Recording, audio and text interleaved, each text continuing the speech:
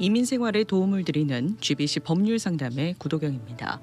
최근 백신 보급률이 높아지고 이제는 부스터샷마저 모든 성인이 맞을 수 있는 시점에 이르면서 이 코로나 바이러스 여파로 정부에서 제공하던 각종 혜택들은 대부분 종료된 상태입니다. 이제는 새로운 혜택을 받기보다는 세금 납부하는 것에 대해서 더 신경을 쓰셔야겠습니다. 그동안 정부로부터 받았던 내역들에 대해서 빠뜨림 없이 세금 신고를 잘 하셔야 할 텐데요. 또는 이 정부에서 받았던 혜택들에 대한 후속 조치도 꼼꼼히 챙겨서 신고하셔야겠습니다. 오늘 법률 상담 시간에는 이항복 CPA님 모시고 실업수당 감사 내용과 체납세금 조정 협상 OIC에 대해서 알아보도록 하겠습니다. 안녕하세요, CPA님. 네, 안녕하세요. 네, 반갑습니다. 자, 오랜만에 법률 상담 찾아오셨는데요. 그동안 CPA님께서 참 다양한 이 정부의 혜택들에 대해서 말씀을 해주셨잖아요. 근데 이제는 팬데믹도 좀 끝물에 다 달았고 그렇다 보니까 이런 혜택들 많이 종료됐죠? 네네, 거의 종료됐다고 볼 수 있습니다. 네. 이제는 이 받았던 혜택들에 대해서 어떻게 내가 좀 세금 신고를 잘할 수 있고 또 후속 조치들을 좀 챙겨야 되는 그런 시기인 것 같아요. 네, 맞습니다. 네. 특별히 실업수당 팬데믹 기간 동안 정말 많은 분들이 받으셨는데 이 실업수당 받은 분들이 후속 조치를 해야 된다는 요구를 받고 있다고 들었어요. 네, 최근에 주정부 EDD에서 자영업자들이 받았던 네. 그 실업수당을 확인하기 위해서 서류를 다시 온라인으로 올리라고 그런 요구들을 거의 많은 분들이 받으셨을 걸로 생각합니다. 네. 네. 근데 이 실업수당도 사실 종류가 여러 가지가 있었잖아요. 그냥 네. W2 신고하시는 분들 받았던 실업수당도 있고 뭐 자영업자분들도 실업수당 받으셨는데 특별히 자영업자들이 받은 실업수당에 대해서 후속 조치를 요구한다는 거죠? 네, 맞습니다. 그러면은 후속 조치를 받고 있다 뭐 이런 얘기는 저도 주변에서 많이 들었는데 어떤 내용인지 좀 CPA님과 자세하게 이야기 나눠보도록 하죠. 예. 우리가 그 배경은 워낙은 이제 실업수당이 급여 받는 사람들이 이제 해고 당했을 경우에 네.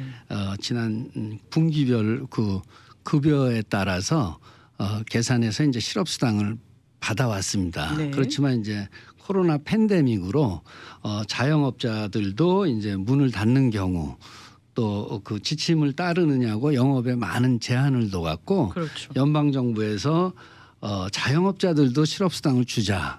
그렇게 법으로 이제 정해져 갖고 네. 자영업자들도 이제 실업수당을 주게 됐는데 이게 이제 유례 없던 거래서 네. EDD에 시스템도 셋업이 돼 있지 않고 그다음에 뭐 아이디 베리파이 누군지 확인하기도 힘들었었고 네. 그리고 일한 기록도 확인하기가 쉽지 않은 상태에서 실업수당을 줘왔었습니다. 네. 그 결과 여러 가지 이제 사기성으로 받은 분들이 꽤 상당히 많은 거를 이제 알게 돼 갖고 그래서 2차 경기부양법이 시행될 때 그날이 이제 12월 초였는데 네. 그때 이제 법을 만들어서 수당 자격을 증명하는 그러한 거를 나중에 이제 실행을 하자 이렇게 이제 법이 정해져서 네. 그게 이제 요즘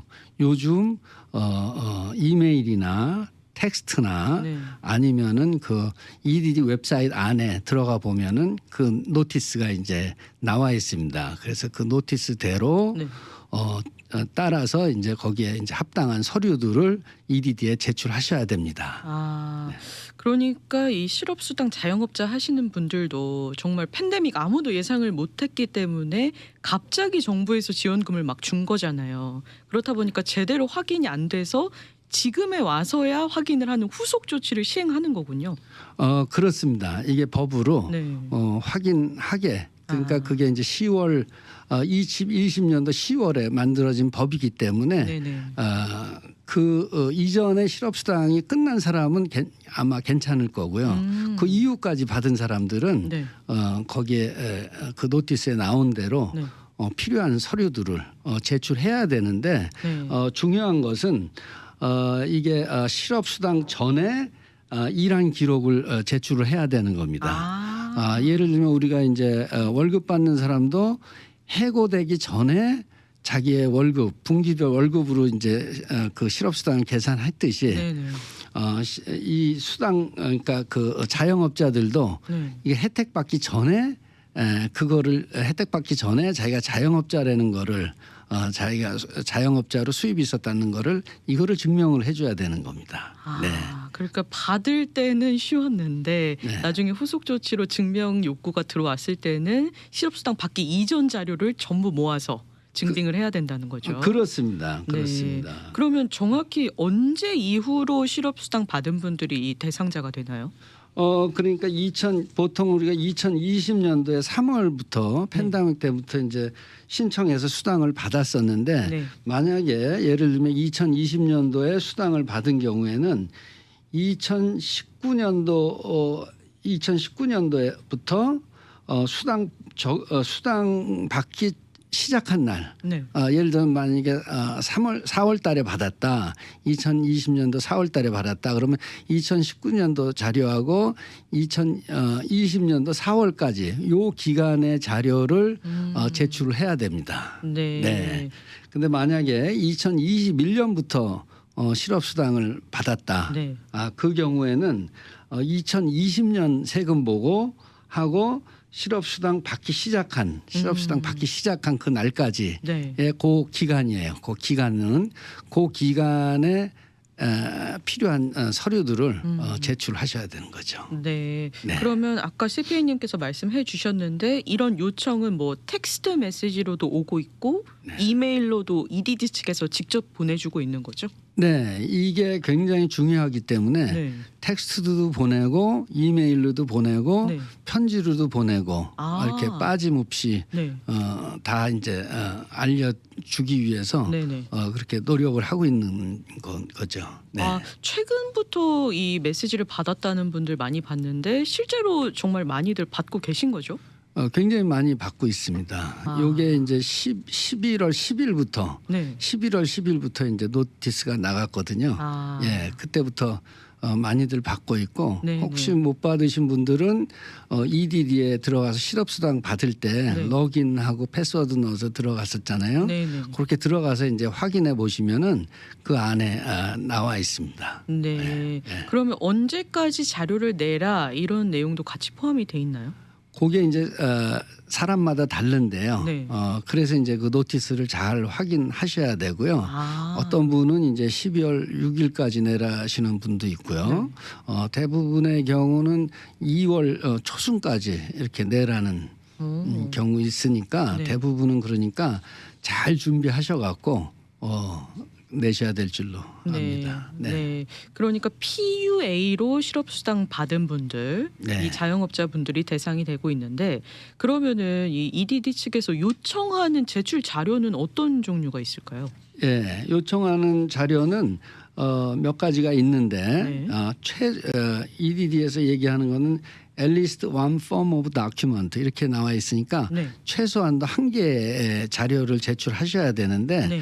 본인이 더 제출할 수 있으면은 추가로 더 제출하는 게 굉장히 더 좋죠. 많이 할수록 더 좋은가요? 많이 할수록 좋습니다. 왜냐하면 또 이렇게 이 의심적인 게 있으면은 다시 또 이제 연락이 오니까 그러면 번거로우니까 네. 그 서류 제출한 서류 예를 들면 이제 세금 신고서, 그다음에 비즈니스 라이선스, 그다음에 은행 거래 내역서, 또 비즈니스 영수증 같은 거, 인보이스, 네. 그다음에 자기가 자영업을 했다는 진술서, 네. 또 계약서 등등 이런 자료들을 그 중에서 최소한 한 개 이상 제출하셔야 됩니다. 네. 네. 그러니까 PUA로 자영업자인데 실업수당을 받으신 분들 그리고 EDD로부터 이 추가 서류를 증빙하라는 요청을 받은 분들은 지금 방금 CPA님께서 말씀해주신 서류 중 최소 한 가지를 제출해서 증명을 해야 된다. 네. 이렇게 말씀을 해주셨습니다. 네. 많이 증명할수록 더 좋다. 또 조언을 해주셨고요. 맞습니다. 네. 근데 CPA님께서 어떤 분들은 뭐 내년 2월까지 제출할 수 있다 이렇게 하셨는데 좀 시간은 많이 있는 편이네요. 많이 있는 편이니까 네.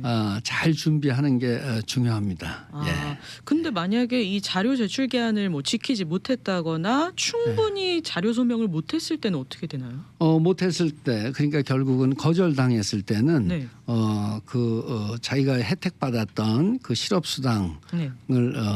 페이백해야 되고 페이백해야 되고 경우에 따라서는 30% 벌금까지 내는 경우도 있습니다. 네. 그러면은 거절 당했을 시에는 그동안 받았던 실업수당을 전부 다 다시 내야 된다고요? 그렇게 될 수가 있는 거죠. 와, 이 후속 조치가 이게 우습게 보일 일이 아닌데요, 그러면? 그렇죠. 이게 법을 집행하는 거니까 네. 법에 따라서 지금 하고 있는 거니까 네. 철저히 준비하시는 게 좋을 것 같습니다. 네, 정말 우리가 이 실업수당 받을 때까지만 해도 굉장히 간단하게 실업수당 받았잖아요, 작년에. 그랬었죠. 네. 근데 지금 와서 이렇게 후속 조치를 이야기를 들어보니까 이게 나중에 물어내야 될 수도 있는 상황이다 보니까 철저하게 준비를 하셔야겠네요. 맞습니다. 네. 정말 이 실업수당 감사가 강화됐다는 말이 맞는 것 같습니다. 네, 맞습니다. 좀 혼자서 준비하기 어려우신 분들은 CPA님 사무실로 연락을 드려도 도움을 받을 수 있죠?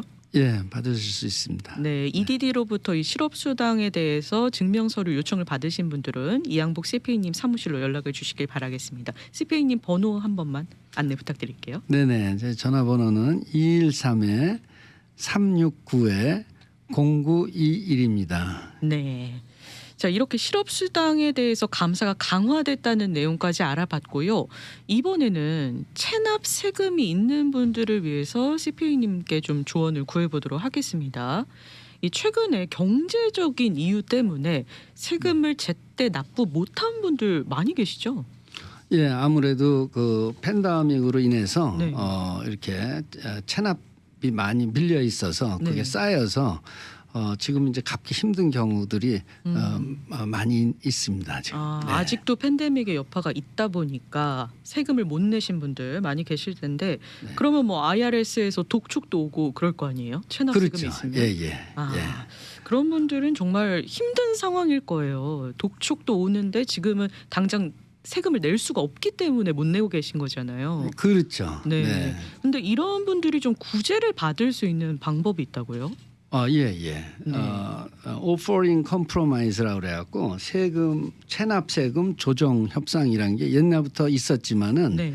그래도 이제 요즘 같이 이제 힘든 시기가 이제 끝나갈 때는 지금은 분위기는 이제 굉장히 좋은 것 같고 네.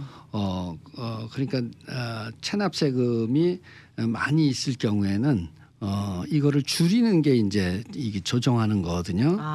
체납 세금을 줄일 수 있는 방법이 있습니다. 네네. 이거를 그렇게 복잡하지 않으니까 네.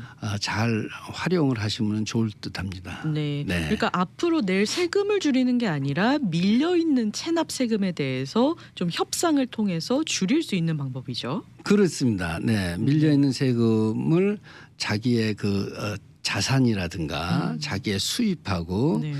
매월 들어가는 비용하고 그걸 비교해서 네. 도저히 갚기가 힘든 경우에는 네. IRS에 신청을 해서 네. IRS에서는 최대한도로 어느 일정 기간에 자기들이 받을 수 있다는 액수는 이 액수 정도가 최고다 이런 목표로 하고 있으니까 거기에 맞게 우리가 신청을 하면은 네. IRS에서 그거를 받아줄 수가 있는 거죠. 그럼 이런 개념으로 생각해도 될까요? 이 국세청 IRS를 상대로 내가 자료를 증빙을 해서 좀 협상을 통해서 체납 금액을 줄여 나간다. 이렇게 생각해도 될까요? 그렇죠. 협상을 통해서 네. 또 협상한 액수에 또 그거를 나눠낼 수도 있는 거니까 협상한 후에 그러니까 거기에 맞는 경우라 그러면은 얼마든지 제한을 할 수가 있는 거죠. 아, 그러면 모두 다 이 체납세금 조정 협상을 할 수 있는 건 아닐 거 아니에요? 네. 어떤 분들이 대상이 되나요? 자격은 뭐 그렇게 복잡하지는 않습니다. 네. 자격은 뭐 간단한데요. 그 뱅크럽시에 들어가 있지 않은 사람하고 그다음에 세금 보호를 다 이제 2020년도죠. 지금 네. 20년도까지 다 하고 그다음에 이 자영업자 같은 경우도 이게 1년에 4번 나눠내야 돼요. 그 네. 예납 세금도 다 냈고 또 세금을 디파짓하는 경우에 예납 디파짓 할 경우에도 그런 것도 다 된 분들 요 4가지가 다 된 분들은 네. 누구든지 신청할 수가 있습니다. 그럼 내가 네. 얼마의 세금을 내야 된다. 그 금액이 일단 나온 분들이어야지 신청이 가능하겠네요. 그렇습니다. 네. 네. 그러면은 IRS로부터 받은 그 세금 액수를 이제는 이 체납세금 조정 협상을 통해서 줄여 나가는 과정이 필요할 텐데 네.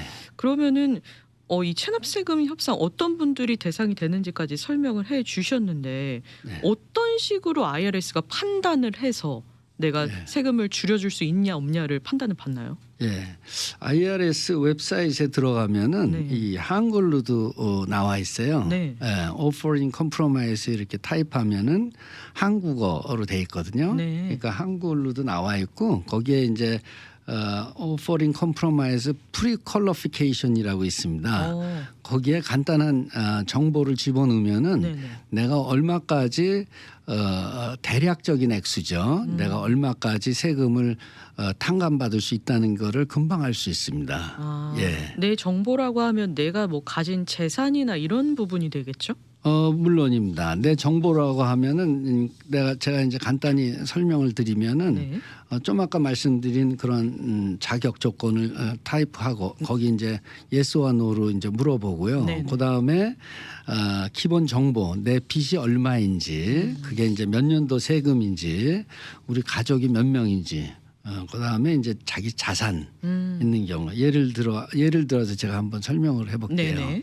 예, 만약에 은행에 이제 10,000불이 있다. 그리고 집이 50만 불인데 빚은 40만 불이다.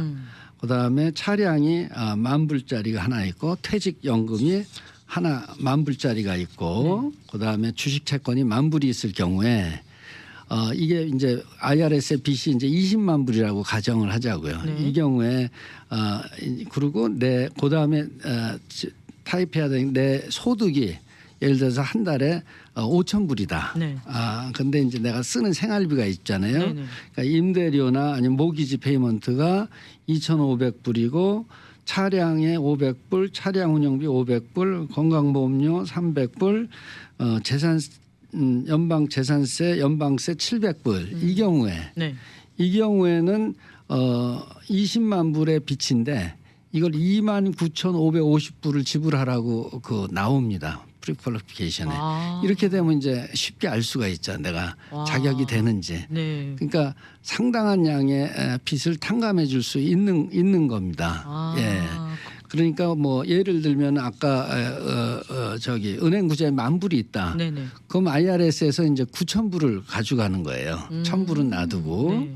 그다음에 내가 집이 이제 아까 50만 불이 있는데 40만 불이 빚이 있다. 네. 그럼 집의 0.8% 80%를 곱합니다. 그럼 40만 불이죠. 근데 네. 빚이 40만 불이기 때문에 그 집은 이제 그냥 둡니다. 예. 베이지컬리 기본적으로 0.8%를 곱합니다. 예. 네. 그러니까 이제 채권도 10,000불인 경우에는 8,000불만 가져갈 수가 있고 그다음에 주식도 10,000불일 경우 8,000불 가져가고 자동차 같은 경우는 한 4,350불까지 가져가요. 그래서 이게 다 더하니까 29,550불을 가져가고 네. 또 내가 내 비용에서 이제 돈이 남을 경우에는 이제 그것도 이제 고려가 되는데 지금 같은 경우에는 내가 5,000불을 수입이 있는데 4,500불이 비용으로 나왔거든요. 네네. 근데 여기에 생활비 기준표가 있어요. 연방정부에. 내가 안 집어넣은 것들 네. 식료품비 뭐 이런 것도 다 넣어서 계산을 해줍니다. 네네. 그럼 그거 계산해서 빼서 그게 이제 제로가 되면은 그건 이제 수입은 그냥 두고 내 재산 있는 거에서 29,550불을 가져가니까 네. 20만 불에서 29,550불로 줄어드니까 네. 굉장히 프레시 스타트를 할 수 있는 거죠. 내가 이게 새로운 삶을 살 수 있는 거기 때문에 네. 굉장히 요새는 또 특히 분위기가 좋다고 할 수가 있습니다. 이렇게 네. 어려운 시기니까 그래서 잘 받아주는 경향이 있습니다. 아, 네. 그러면 이 체납세금이 있는 분을 예시로 들어서 CPA님이 계산을 해주셨는데 네. 사실 획기적으로 많이 이 세금을 줄여주는 격이에요. 그렇습니다. 그러니까 네. 자료만 잘 준비를 하시고 내가 증빙만 잘하면은 IRS 분위기도 좋고 하니까 이 네. 체납세금을 많이 삭감을 받을 수가 있겠네요. 그렇습니다. 삭감을 네. 많이 받고 네. 이렇게 신청을 하면은 네네. 요즘은 IRS가 다시 또 일을 열심히 하기 시작해 갖고 네. 신청을 하면은 IRS에서 바로 이제 연락이 옵니다. 한 언제 안에 예를 네. 들면 한 60일 안에 다시 연락을 주겠다고 신청을 할 경우에 그럼 60일 안에 연락을 받고 다 끝날 때까지는 그 전체 기간은 네. 조금 걸리는 편입니다. 얼마 정도 걸리죠? 일반적으로 한 8개월에서 한 1년 반 정도 걸리니까 네네. 그렇게 신청해 놓으면은 네. 또 장점이 있어요. 네. 내가 세금 체납이 쭉 되와서 그러면은 그 세금을 컬렉트하기 위해서 네. 간혹 이제 직장에도 이제 연락을 하고 오. 또 이제 은행 부자도 이제 레비도 걸고 이런 경우가 있는데 네. 그러한 그 컬렉션 하는 그러한 게 이제 정지가 되거든요. 네. 예. 그러니까 그런 혜택도 굉장히 좋은 거죠. 아, 예. 그러면 이 체납세금 조정 협상 OIC가 좀 복잡하다고 생각을 해서 많이 시작 안 하실 것 같은데 네. 사실 시작만 일단 해두면은 시간이 꽤 걸려도 장점도 많이 있고 예. 또 일단은 체납세금을 많이 깎아줄 수 있다는 점에서 가장 네. 큰 장점이 있을 것 같은데요. 네네. 근데 이 국세청에서 좀 중요하게 보는 뭐 그런 점이 있나요? 이 협상을 하는 데 있어서? 예, 아무래도 그 최근에 네. 이 사람이 이제 납부 능력이 어떻게 되는지 보기 때문에 그 들어가는 서류 중에서는 이제 세 달치 뱅크 스테이트먼트가 있습니다. 네. 그 세 달치 뱅크 스테이트먼트가 제출을 해야 되는데 네네. 그 뱅크 스테이트먼트가 이제 수입이 들어오고 지출된 게 이제 보이니까 네. 그게 이제 잘 준비가 돼야 되겠죠. 아. 그러니까 요런 그 제안을 할 때는 네. 조금 이제 계획을 해서 하는 게 더 좋을 것 같고 네네. 또 이제 예를 들면은 뭐 자동차가 있다 그러면은 그런 거를 이제 리스로 바꾸면은 이제 비용이 생기고 그건 내 차가 아니니까 아. 뭐 그런 몇 가지 이렇게 네. 조정을 하는 것 미리 준비를 하는 게 네네. 계획을 잡는 게 좋다고 생각됩니다. 그러면 세 달치 뱅크 스테이트먼트를 중요하게 이 IRS에서 보면은 네. 그러면 그 세 달 동안 좀 큰 돈이 왔다 갔다 하는 건 안 좋겠네요.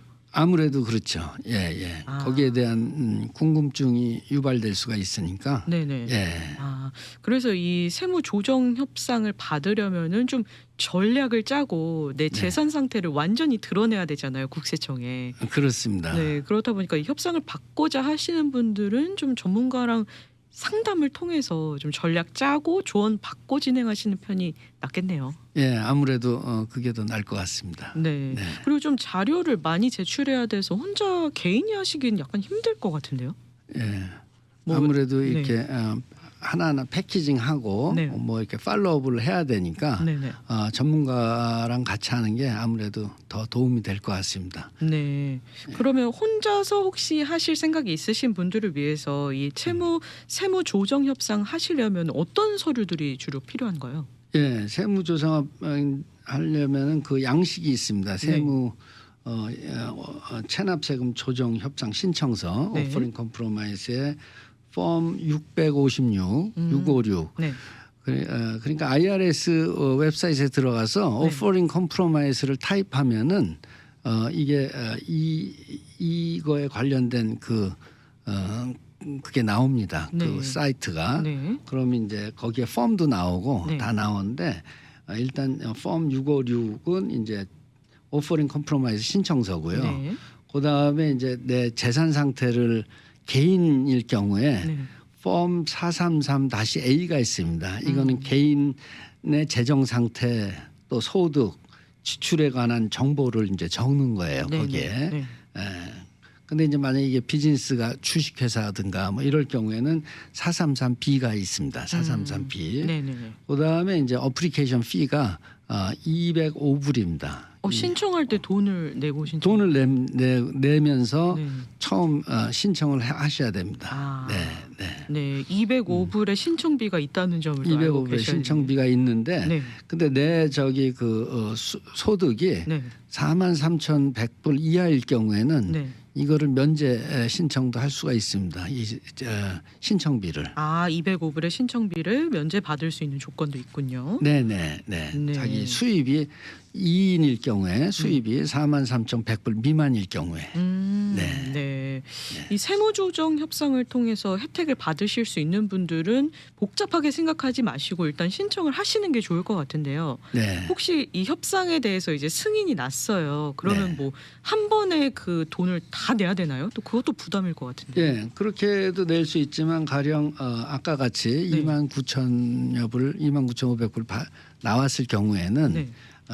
그거를 이제 20%를 먼저 20% 다운하고 5번에 나눠서 낼 수도 있고 그다음에 6개월에서 24개월까지도 네. 나눠서 낼 수가 있습니다. 이렇게 아. 나눠서 내는 돈은 신청할 때 같이 보내야 됩니다. 신청비 따로 네. 이렇게 처음에 내는 세금 따로 해서 신청을 해야 됩니다. 네. 네. 계속 CPA님이 이 IRS 국세청에서 지금 OIC 체납세금 조정 협상에 대해 좀 분위기가 좋을 거라고 말씀을 해주셨는데 네. 아무래도 정부에서 주는 혜택들이 많이 끝났다 보니까 그렇다고 팬데믹이 또 끝난 건 아니잖아요. 그렇습니다. 네, 그러니까 네. 많이 좀 봐주는 형식으로 좀 진행이 될 것 같다는 생각도 들어요.